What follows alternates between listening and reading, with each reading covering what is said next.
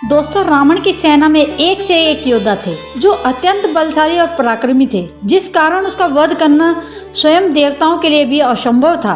वह था रावण का सबसे बड़ा पुत्र मेघनाद। शक्तियों व अस्त्रों में अपने पिता से भी ज्यादा पराक्रमी था। इसका उल्लेख महर्षि वाल्मीकि रामायण में मिलता है। उसे महारथी की संज्ञा दी गई है। उसे भगवान ब्रह्मा विष्णु महेश से इतनी शक्तियां और वर प्राप्त थे, उसे कोई योगी ही परास्त कर सकता था और वही उसका वध कर सकता था। कथा के अनुसार एक बार महर्षि वशिष्ठ ने श्री राम के अयोध्या आगमन के पश्चात यदि श्री राम से जानना चाहा कि आखिर मेघनाद को मारने के लिए उन्होंने बार बार लक्ष्मण को ही क्यों भेजा था। उनका मतलब था कि मेघनाद इतना शक्तिशाली था कि उसने पहले ही दिन श्री राम और लक्ष्मण को नागपाश में बांध दिया था और दूसरे दिन शक्ति बाण के प्रभाव से लक्ष्मण को मूर्छित कर दिया था। तो फिर क्यों उन्होंने तीसरे दिन लक्ष्मण को ही मेघनाद का वध करने के लिए भेजा था?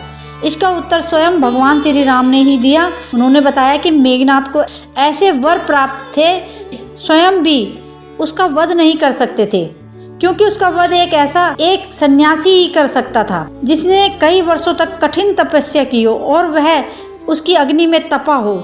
ऐसा लक्ष्मण ने 14 वर्ष तक के अंतराल में किया था और वही मेघनाद को मारने में सक्षम हो पाया था। लक्ष्मण जब श्री राम के साथ 14 वर्ष के वनवास में गए थे, तब उन्होंने उर्मिला को अयोध्या में रहने का अनुरोध किया था। इस प्रकार उन्होंने 14 वर्ष तक ब्रह्मचार्य का पालन किया था और किसी भी पराई स्त्री का मुंह तक नहीं देखा था और वह माता सीता को भी नहीं देखते थे और उनसे बात करते थे तो हमेशा उनके चरणों को ही देखते थे और उन्होंने सीता की ओर मुख ऊपर करके नहीं देखा था। इस प्रकार भगवान श्री राम और माता सीता की रक्षा के उद्देश्य से उन्होंने 14 वर्ष तक नींद नहीं ली और दिन रात उनकी सुरक्षा में तैनात रहे। कथा के अनुसार उन्होंने निंद्रा देवी से 14 वर्षों तक दूर रहने को कहा था और उनके हिस्से की नींद उनकी पत्नी उर्मिला को देने को कहा था। इसके पश्चात लक्ष्मण 14 वर्ष तक सोए नहीं थे और उर्मिला इतने समय तक सोती रही थी। साथ ही लक्ष्मण ने 14 वर्ष तक योग व साधना से इतनी भीषण शक्ति और ऊर्जा को संचार कर लिया था कि